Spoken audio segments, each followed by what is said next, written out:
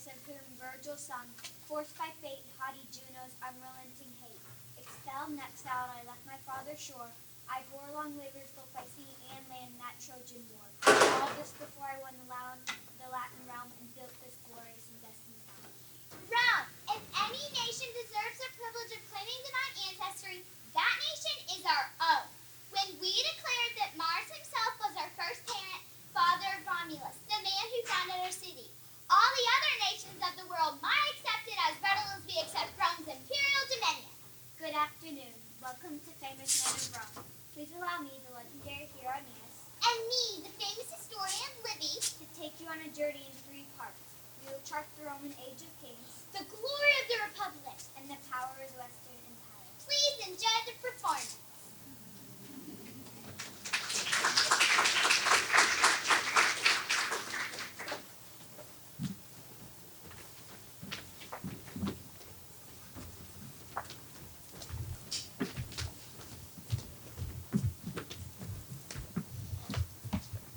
I am the descendant of brave Aeneas who sailed the great seas, reached a new home, and knew Troy, and conquered one day of the world. I founded Rome. My name is Romulus. Welcome home, welcome home. Set in my city for refuge, be your water, refuge, or refuge. You shall find a home in this city. Rome is a city worthy of your desire, admirable Latin race. We will be the forebearers of true, honorable, majestic, and brave men. You have chosen to pursue greatness, and for that you are truly praiseworthy. The Lord of our city will be incomparable to all other cities. Today you will lay the foundation of victory, dignity, and peace. Thank you, great Romulus. We are forever your servants, soldiers, and loyal companions. But tell us, where shall we find good wives to marry? None will come to us because we are known as criminals, vagrants. Who on earth will marry us? What do we need that we cannot steal from our neighbors? We invite our neighbors to Sabines to the festival games of peace. At the sound of the horn, every man will take a woman and ride back to the And this they did, causing King Tatius of the Sabines to make war. But he and Romulus, with the grace of the Sabine women, were able to make peace before much harm was done. Rome prospered, and a senate was formed to govern it. Romulus was the first king of what would become a grand civilization.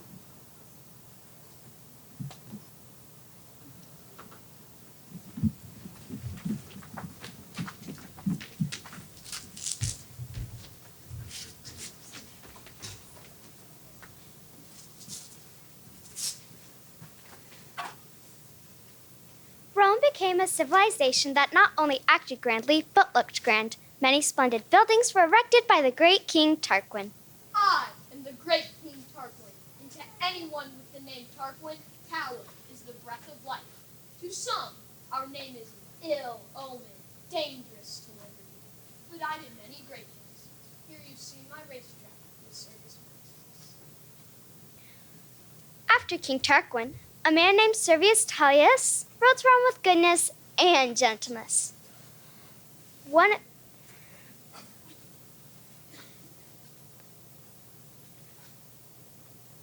But King Tarquin's son, Tarquin the Proud, plotted against Servius Tullius.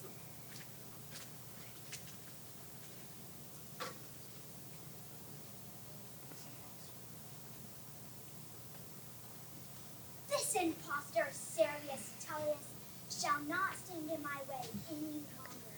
I shall stand.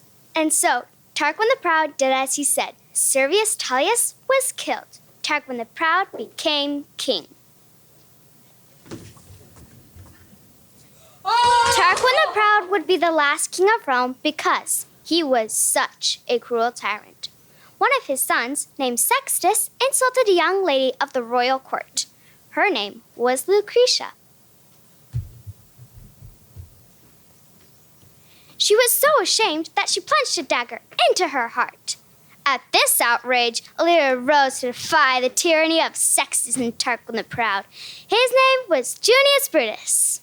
By this girl's blood, none more chaste till a tyrant wronged her, and by the gods I swear that with sword and fire and whatever else can lend strength to my arm, I will pursue Lucius Tarquin the Proud, his wicked wife, and all his children, and never get one of them or any other man be king in Rome.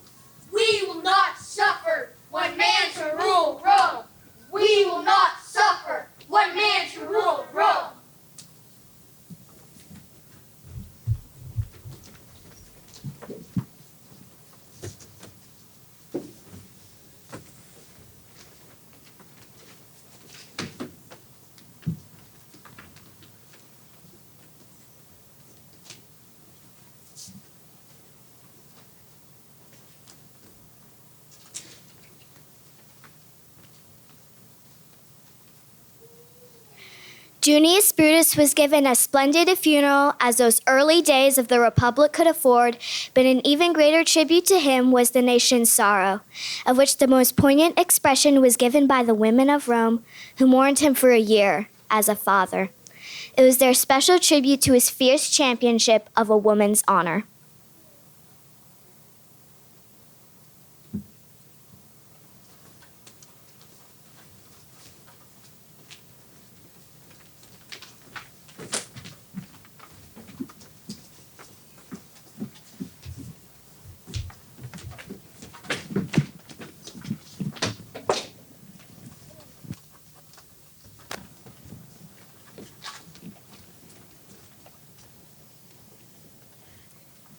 Thus the age of kings ended. The people would suffer no single man to rule Rome. Instead, they put their faith in the rule of the Senate. But Rome's ousted King Tarquin would not go down without a fight. He joined forces with the king of Clusium, Lars Porsena, to try and take back his throne. Porsena and his army marched to Rome, but there encountered some difficulty. The only way for the Etruscans to enter our city is by crossing the Selbucian Bridge. Consul, what should we do? We must cut down the bridge. It is the only way to save our city. As many who can begin dismantling the bridge. The Etruscans are in sight. We are running out of time. If only someone could pull them off while we finish tearing down the bridge. Who could do that? A whole army against one man? Consul, give me a few good men and I will defend the bridge and hold the enemy at bay. 4 men to hold back thousands? We can easily defeat 4 Romans. The city will be ours.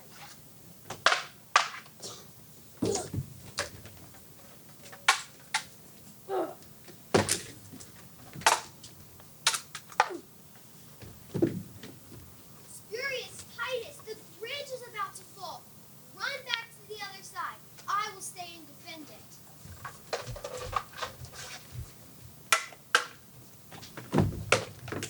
The bridge is down, Horatius. Turned he, as not deigning the Palladian ranks to see, not spake to the north Porsena, to Sextus not spake he, but he saw on Palatinus the white porch of his home, and he spake to the noble river that rolls on the towers of Rome. O Tiber, Father Tiber, to whom the Romans pray, a Roman's life, a Roman's arms take thou in charge this day. So he spake and speaking sheath the good sword by his side, and with his harness on his back plunged headlong in the tide. When I emerged on dry earth, the leaders of Rome were there to greet me, and even Lars Porsena's prayers for my safety were answered. With shouts and clapping and weeping, I returned to my home through the river gate, borne on the shoulders of the crowd.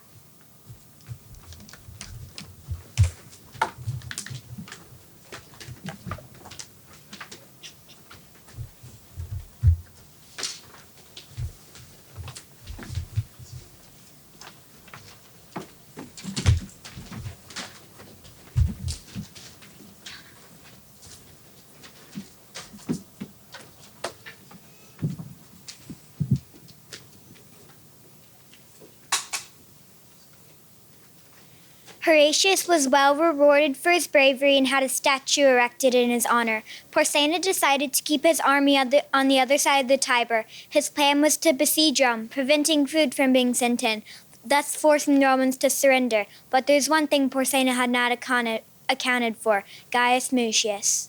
I have devised a way to save our city. I'm going to march right into the Etruscan camp, find Porsena, and kill him. That should put an end to this siege. Here's your pay. Go tell your troops we're prepared for guard duty at the river. Distribute this money to your men and report back to me. Oh no, he's campus secretary. Who are you? Why have you done this? Tibius Romanus Sum. I am a Roman citizen. I came here to kill you because you are an enemy of Rome. I have failed. The more will come you will not fail. Your life will be in constant danger, Lord Porsena, and you will one day be killed when you least expect it. I shall burn you to death if you do not at once tell me all of Rome's plans to kill me. Behold how little we Romans care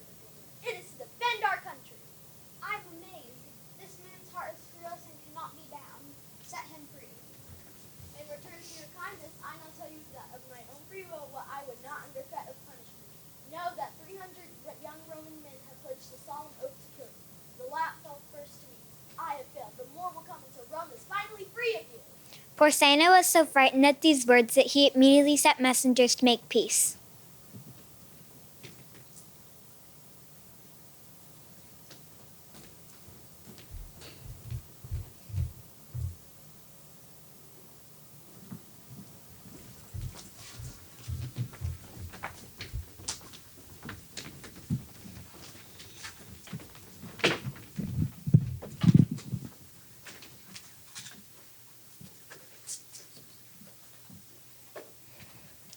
Peace did not last. War broke open with the Aequians to the east. The Romans were easily winning. However, in a feigned retreat during one battle, the Aequians lured some Roman horsemen into a narrow ravine.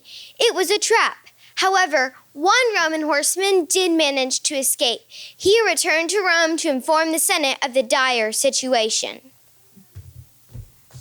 We were following the Aequians in pursuit when they led us into a ravine. They barricaded the exits, and most of the army was trapped. The Aequians are surrounding Rome's horsemen at the tops of the hills.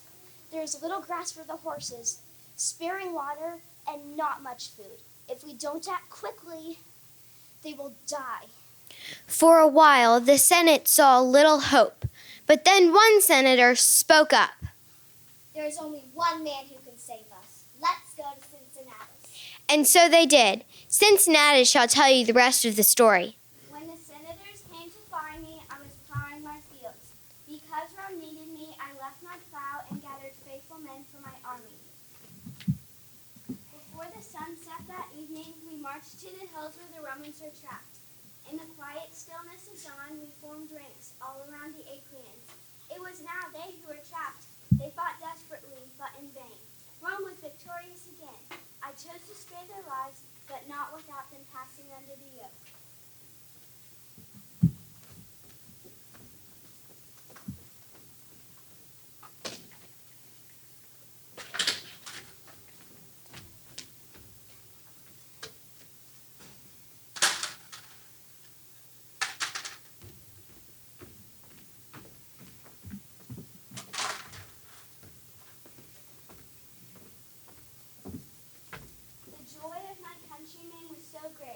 Wanted to make me king. I was crowned with a laurel wreath and paraded into the city. But I knew my role, so I gave up my power and went back to farming.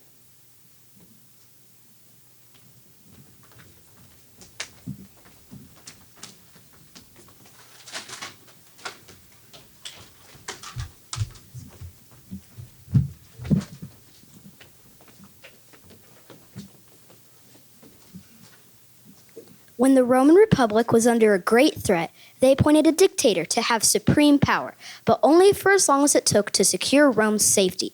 Our next famous Roman is Camillus. Camillus was a great soldier and was made dictator of Rome in a time of great danger. But he ran into some trouble on one occasion. Camillus was accused by leaders of being greedy with the spoils of war. Such a crime was very serious, and it went to trial. Seeing a trial before a tribunal as a disgrace, he chose the life of exile. As he passed out from Rome's gates, he prayed the gods would do something so terrible that the Romans would be forced to beg for his return. My prayer was answered. Rome was invaded by the Gauls. They swooped down into Italy, defeating all of Rome's armies along the way. Most of the Romans deserted the city, leaving it wide open for the enemies to pillage. They destroyed most of the city, but could not drive out a small band of Roman sinners and fighters along the way. Meanwhile, the people who had fled sought me out. As I had prayed, the people pleaded for me to return and deliver them from this disaster. I arrived just in time. The chief of the Gauls, Brennus, was demanding the Senate to pay him gold in order to leave them alone. And this is what I told him. We Romans defend our country not with gold, but with steel. And so, it was not gold that saved Rome that day, but the sword of Camillus.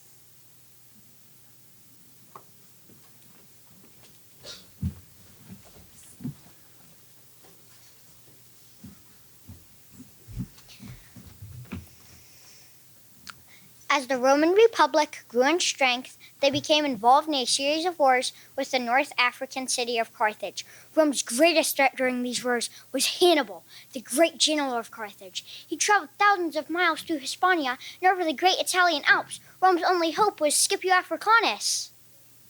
When Carthage sought to conquer Rome a second time, it sent Hannibal across the Alps with war elephants to crush our armies. But his brother Hasdrubal was the first to see my sword when I repelled him from Italia. Hannibal would also witness its cold gleam when he drove his elephants to madness. I gave the short sword of Gladius to my fellow Romans to pierce the ranks of our enemies for as long as Rome would be open.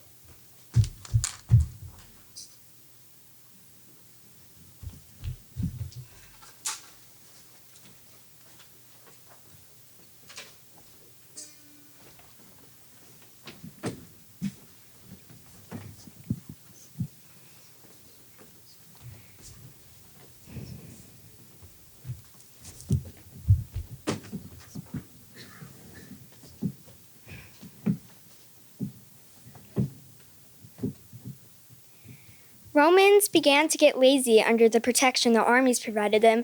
There were even periods of peace with Carthage, but not all Romans trusted their North African rivals. Delendo es Carthago. I am sending Cato, and in my opinion, Carthage must be destroyed. I felt so strongly about the destruction of Carthage that I did every single speech with these very words. Delendo es Carthago. I lived in a time where Romans were losing sight of what really mattered. We were going fat and lazy. We spent too much money on things we didn't need, and it was still from our shameful position. I chose to live a different life. I lived an austere life on the mule of the galley. I ate plain food, drank cheap wine, and had very few servants. I was made censor, and with my newfound power, I felt I was rewarding this.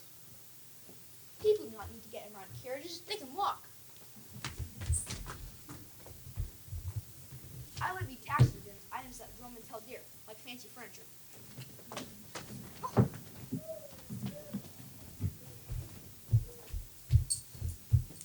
And other non-essential items like jewelry. Delendo es Carthago.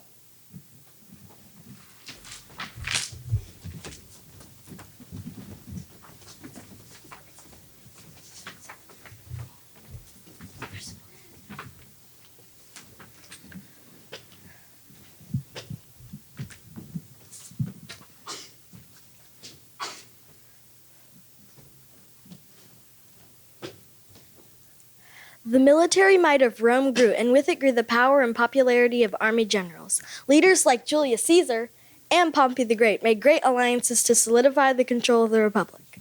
I am the great Julius Caesar. I led armies to conquer Hispania and Gaul and wrote about these wars in a text that would be translated by Latin school students for generations. The coat of Gaul is divided into 3 parts, one of which the Belgae inhabit. Stand up against Rome. The Aquitani another, Defend our fatherland. and a third, a people who in their own language are called Celts, but in ours Gauls. I am king of great warriors. Pompey was a great man of my day, and I, the great Julius Caesar, made an alliance with him. But I would share power for only so long. Pompey came from the nobility, the upper class, but I was a man of the people, and they loved me. My greatest ambition was to rule Rome, and only Pompey stood in my way. On one fateful day, my army waited on the edge of Italy on the far side of the river Rubicon. Pompey denied me entrance to Rome. Either I would disband my army and give up my ambition, or I would defy Pompey and cross the river. I chose to cross the Rubicon. The die had been cast. Caesar marched into Italy without the slightest challenge. He crossed the Rubicon, violating Roman laws which prohibited a Roman army inside its own borders. Even so, he was celebrated by the people. They took the power of the Senate and gave it to him, and that power went to his head. All the while, the Senate was planning the revenge. On the Ides of March, Caesar was in the Senate, pontificating about his greatness. So, in the world, 'tis furnished well with men, and men are flesh and blood and apprehensive. Yet in another, I do know but one, that unshaked of motion, and that I am he. Let me a little show it. O Caesar, Hence wilt thou lift up Olympus. Great Caesar. Doth not Brutus kneel? Speak, hands, for me. Et tu, Brute?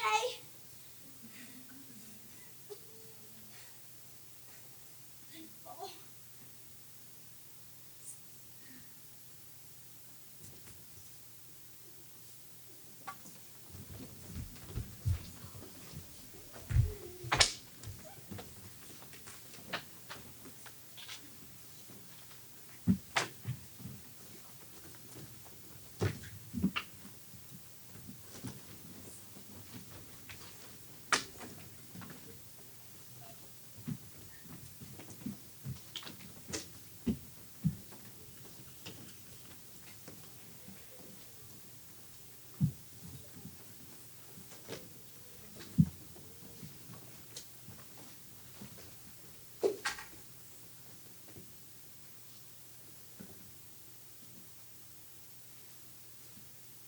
After the assassination of Julius Caesar, there was one who denounced his murderers. His name was Mark Antony. friends, Romans, countrymen, lend me your ears. This deed shall be avenged. We will not let Caesar's death be in vain. No, I will use it to my advantage. It is Mark Antony who will rule Rome now. Come, let us find the rest of these conspirators. Yes, and bring them to justice.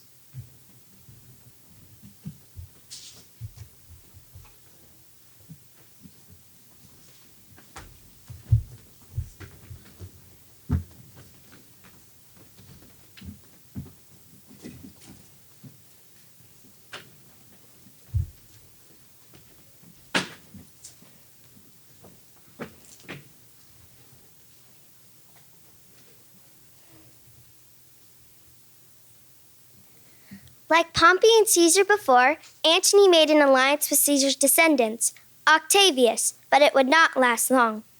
I am Gaius Julius Caesar Octavianus, the great nephew of Julius Caesar. I was destined to be Caesar's heir, and my former ally, Mark Antony, was not going to stop me. Our fleets were battling off the coast of Actium in Greece, when suddenly, in the heat of the battle, Cleopatra, the queen of Egypt and Antony's companion, pulled her silver oars to flee. Antony chased after her, disgracefully abandoning his soldiers.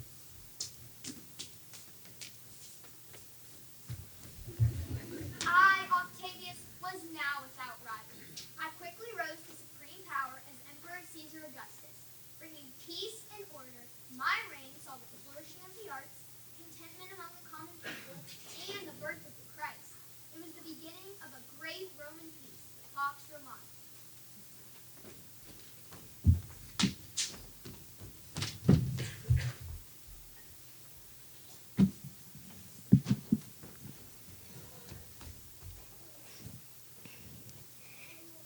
The emperors who succeeded Augustus were powerful and intelligent, but only occasionally good. The moral decay of Rome was often typified by the rule of Nero. Under this evil man, the Christian church saw great persecution. Christians, a strange lot. Believing in some man called Jesus, who died as their Lord. Well, I showed them my lordship. One night in Rome, flames went up all over the city. I could not help but be reminded of Troy and its fall. It inspired me to sing and play my harp. Afterwards, I was blamed for starting the fire. So I had the Christians blamed. They were put to death in many ways. Some said I was cruel. Some even pitied the Christians. But I never deserved what happened to me. Why, I had done so much to bring beauty and art to Rome, and I was not appreciated. When the conspirators came against me, I fled, had to fall upon my own sword. What an artist the world lost that day.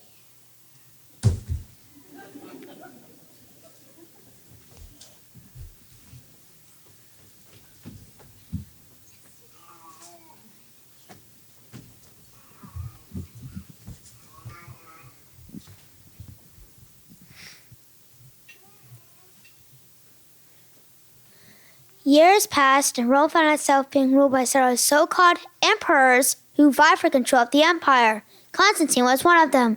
On the day before a battle at the Louisville bridge, he was praying. God sent Constantine a vision, the sign of a cross at the heavens at midday, with an inscription telling him, "By this sign you shall conquer." Accordingly, I called on God with earnest prayers and supplications that he would reveal to me who he was and stretch forth his right hand to help me in my present difficulties. And while I was thus praying with fervent entreaty, a most marvelous sign appeared to me from the heavens.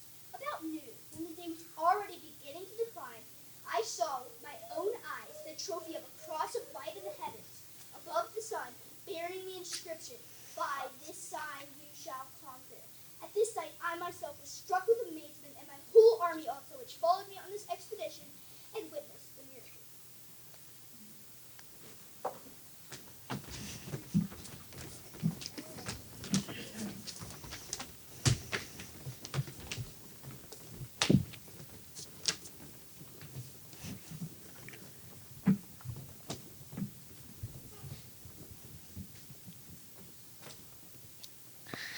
Constantine made Christianity the official religion of the Roman Empire.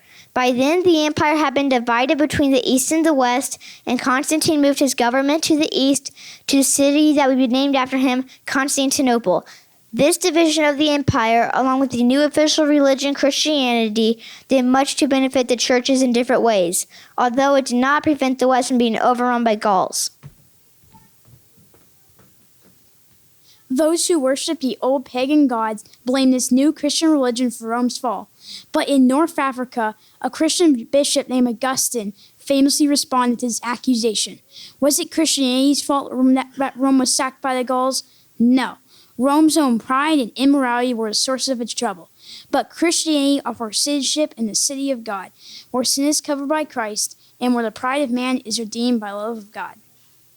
Christianity is the religion worthy of your desires, O admirable Roman race, the progeny of Junius Brutus and Horatius, of Cato and of Augustus. Choose now what you will pursue, that your faith may not be in yourself, but in the true God, in whom is no error. Incomparably more glorious than Rome is that heavenly city in which you have the victory